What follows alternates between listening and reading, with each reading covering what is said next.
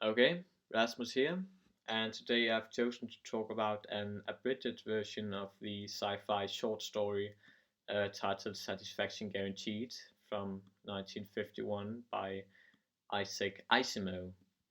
And this text is basically about the woman Claire Belmont, who was recently assigned to do this sort of field test for a new kind of service robot known as Tony while her husband Larry is actually away in Washington, and she's therefore left alone with Tony as her only company for a few days.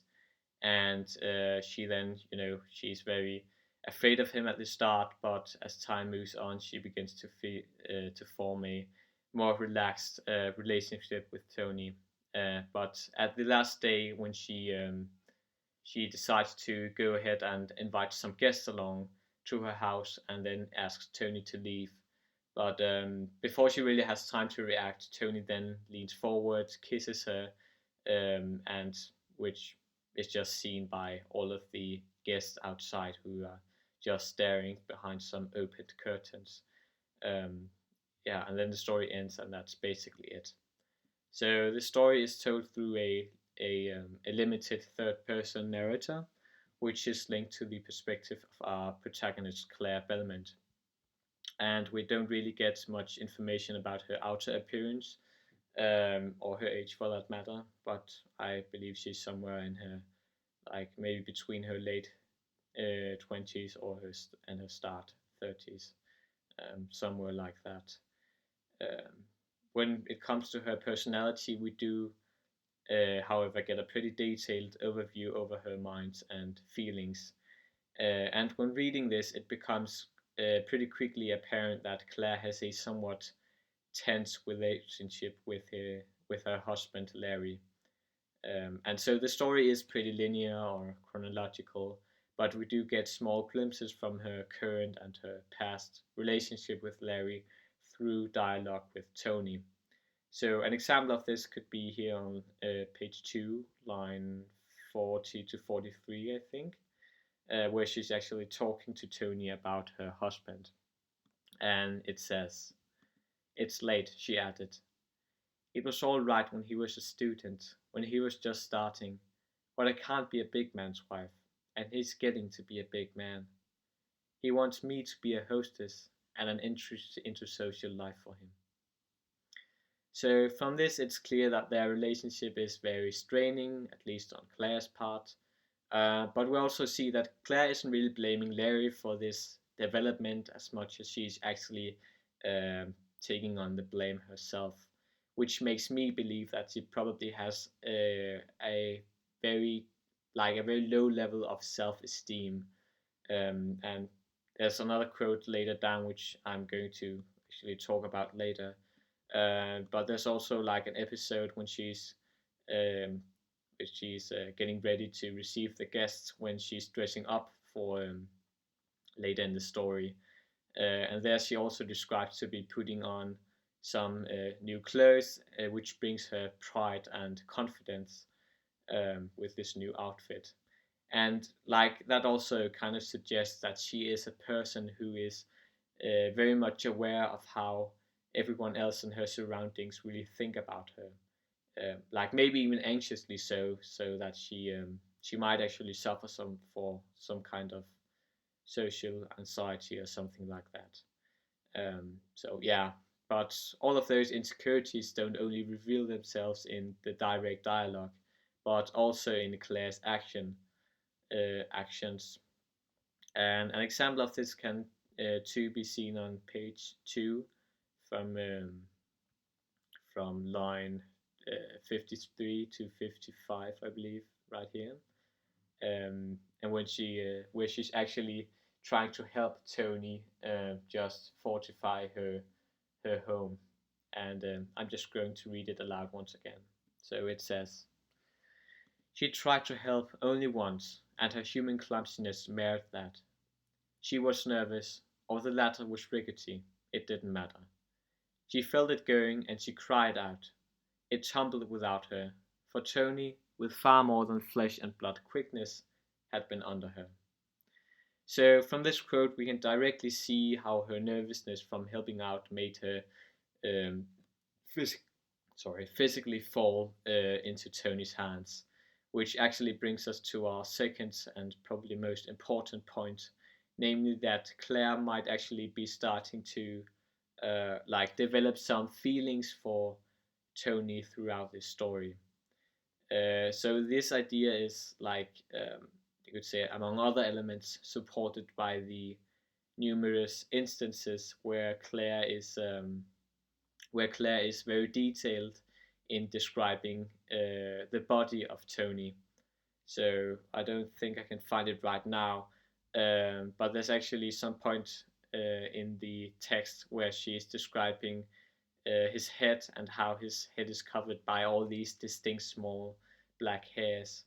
And there's also after the fall when she's very consciously aware of how his war arms sling about her shoulders and over her knees, and all kinds of very of those moments, and it makes the meeting sound like very intimate in a way, very romantic, and um, it may even be that Claire isn't really consciously aware of this, that she feels this way, but she does, however, change, be it ever so slightly, throughout the story when she spends time with Tony. And this can too be seen on near the end of the story at page 2. It's line 66 to 68 this time, um, where she is, as said, getting ready to receive the guests. And I'm just going to read it aloud once again. So it says, and every room had been changed. She herself was in clothes she would never have dared wear before. And when you put them on, you put on pride and confidence with them. What would Larry say? It didn't matter, somehow. End quote. So here Claire kind of explains how she feels like everything is changing around her. Um, but what's more interesting is that in contrast to her uh, the previous quote here, where she describes her feeling of inadequacy in relation to her husband, here just a few lines earlier, now she says that she doesn't really care about what he would think if he actually saw her. And for this, it's clear that Tony must have had at least some sort of influence on her during his stay with her. So yeah, let's talk about the text in relation to the um, what's it called, the utopian slash dystopian genre.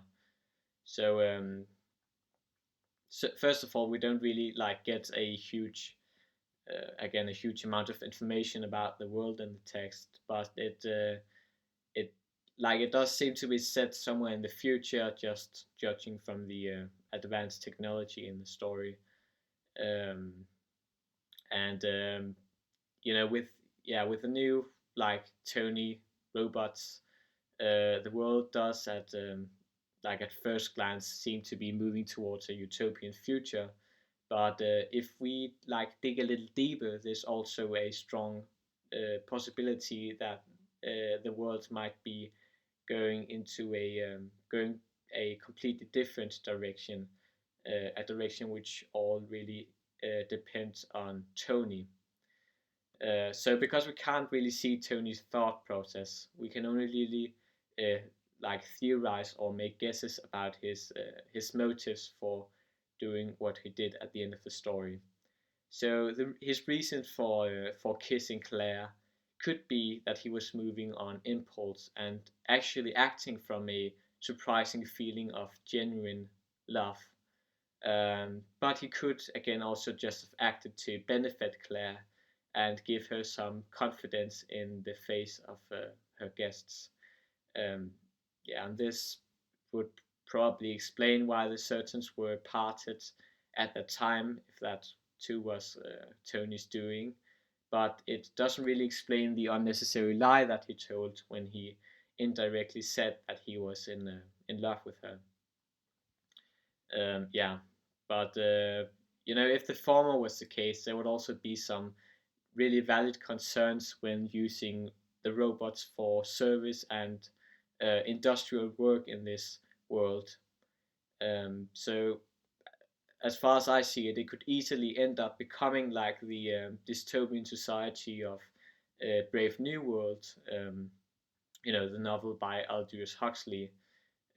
Because where in that story the society is similarly run by this time artificially created humans who kind of get assigned a specific role from birth and is then kind of what do you say, molded or modified to be able to carry out this role with as much effectiveness as possible. And on the surface, that society of Brave New World might also seem like an utopian, but because of the low amount of individual freedom, this isn't like really the case in reality, at least as far as I see it. So the world of satisfaction guaranteed could like very well turn out to be the same, just with sentient machines being the ones suppressed instead. Um, because, like as we've learned from stories like Brave New World, utopian societies are next to impossible in both media and in reality. It will always go wrong at some point. But even if the robots don't actually possess any feelings and therefore don't get this feeling of being oppressed, the fact still remains that Tony declined a direct order and in the process uh, kind of played with or toyed with Claire's feelings, be it conscious or not. Um, and I think that's the main theme of this story.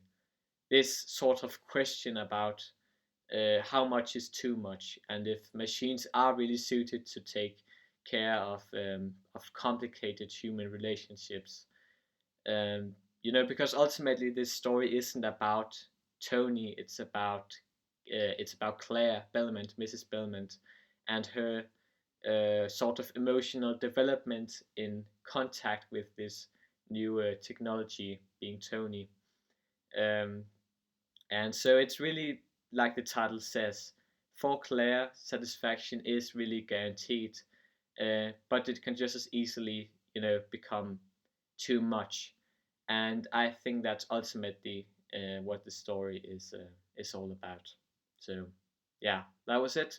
Hope you enjoy.